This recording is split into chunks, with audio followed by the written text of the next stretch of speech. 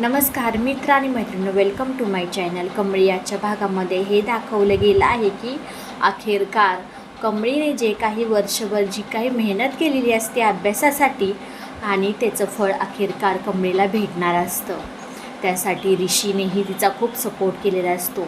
नयनताराने नेहमी तिला खालीपणा दाखवण्याचा प्रयत्न केलेला असतो आणि ह्या अनिकाच्या तर काही चाल वगैरे म्हणतात शतरंजी दिमाग तिचं काही कमी नसतं आणि ह्याच्यामध्ये सुद्धा तिने एक मोठा प्लॅन केलेला असतो कमळीच्या विरोधामध्ये. रागिनी आणि अनिका त्या कॉलेजमध्ये जे काय असतात मेन प्रिन्सिपल त्यांच्यापाशी जाऊन सांगतात की काही जरी झालं तर अनिकाच माझी मुलगी ह्या पूर्ण कॉलेजमध्ये पहिली आली पाहिजे आणि ती कमळी कितीही पहिली आली असली तर तिला तुम्ही तिथून नाव कट करून तिला नापास म्हणून असं फेल म्हणून घोषित करायचं. हे सगळं काही बंडे आपलं ऐकत नाही, फक्त ते सगळं काही रेकॉर्डिंगसुद्धा करून घेतो. रेकॉर्डिंग केल्यानंतर बंड्या म्हणतो की माझ्या कमळीला तुम्ही कितीही हरवण्याचा जरी प्रयत्न केला तरी काही शक्य नाही आहे, कारण हा भाऊ तिच्या पाठीशी खंबीरपणे उभा आहे. तोपर्यंत हे सगळं काही चालू असताना कमळीच्या मनामध्ये तर धाकधूक असतेच. आणि निग्गी म्हणते, अगं कमळे, एवढं कशाला घाबरतेस? मला पूर्णपणे तुझ्यावरती विश्वास आहे की तू पूर्ण कॉलेजमध्ये टॉप केल्याशिवाय राहणार नाही.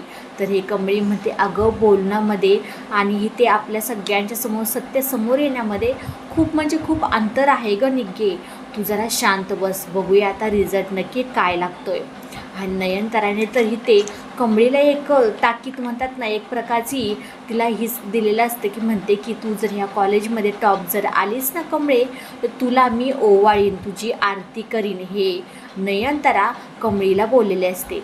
कमळे म्हणते, हो ठीक आहे मॅडम, जे काय आत्तापर्यंत आपल्या दोघींमध्ये बोलणं जे काही झालं आहे ना ते ऋषी सरांपर्यंत अजिबात जाणार नाही. नयनतारा बोलते, गेलंच नाही पाहिजे, कारण ऋषी आणि माझ्यामध्ये तू येऊ शकत नाही.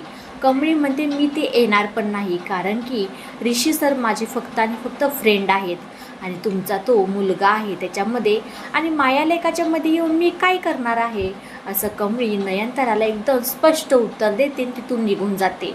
नयनताराला ही कळत असतं की ही कमळी किती विश्वासू आणि तिच्या कष्टावरती विश्वास ठेवणारी ही मुलगी असते. पण नयनतारा कळत असूनसुद्धा न कळल्यासारखं प्रत्येक टायमिंगला वागत असते. दुसऱ्या दिवशी उजळतो. कमळी हॉस्टेलमधून बाहेर निघणार तोपर्यंत ते महाराजांच्या फोटोसमोर ती एकदम नतमस्तक होते. म्हणते, महाराज, खरंच आज मी जे काही कष्ट केलं आहे, आबांचं माझे स्वप्न आहे ते मी आज पूर्ण विश्वासात म्हणजे एक स्वप्नातलं उतरणार आहे. सगळं काही साक्षात माझ्या समोर येणार आहे. तुमचा आशीर्वाद असूया, असं काही म्हणल्यानंतर कमळी कॉलेजमध्ये जायला निघते. कॉलेजमध्ये गेल्यानंतर सगळे काही ते आतुरतेने वाट पाहत असतात. नयनतारा अन्नपूर्णा आजीसुद्धा तिथेच असते आणि अखेरकार त्या व्यक्तीचं नाव घोषित केलं जातं आणि ते मुख्य अतिथी तिथे आलेले असतात. ते म्हणतात की आजच्या कॉलेजमध्ये टॉपर नाही तर ह्या पूर्ण ह्याच्यामध्ये युनिव्हर्सिटीमध्ये टॉपर म्हणजे आपली कमळी आलेली आहे. कमळी म्हणते, तर असं काही म्हणल्यानंतर ऋषीच्या चेहऱ्यावरचा जो काही आनंद असतो तो एकदम बघण्यासारखा झालेला असतो. निग्गी म्हणते, कमळे बघ, मला विश्वास होता तू एकदम टॉप करणार म्हणून. कमळी तिथे एकदम शांतच बसते. तिचं एक गुच्छ देऊन मेडल घालून एकदम तिच्या छान प्रकारे तिचं अभिनंदन केलेलं जातं. अन्नपूर्णा आजी तर सुद्धा तोंड भरून कौतुक करत असतात. ऋषी तिच्याकडे पाहतच राहतो. खरंच कमळी, तू आज जे काय बोलून दाखवलंस ना ते करूनसुद्धा दाखवलं, असं काही म्हणल्यानंतर नयनताराचं तिथे एकदम नाक खाली बसलेलं असतं. तिला वाटत असतं की कमळी नापास होईल, मला तिची आरती करायला लागणार नाही, असं काही भरपूर काही गोष्टी असतात नयनताराच्या मनामध्ये. पण ते सगळं काही खोटं ठरलेलं असतं. अखेरकार येणाऱ्या भागामध्ये आपल्याला पाहायला भेटणार आहे की इथे ऋषी कमळीला हात धरून नयनतारापाशी घेऊन येतो. म्हणतो, आई थांब, तू कमळीची आरती करणार होतीस ना, म्हणली होतीस तू ह्या कॉलेजमध्ये टॉप येऊन दाखव, मी तुझी आरती करते. ऋषी कमळीबरोबर एका हातात कमळी, एका हातात आरतीचं ताट अखेरकार नयनताराला नाक घासत कमळीची आरती करायलाच लावतो.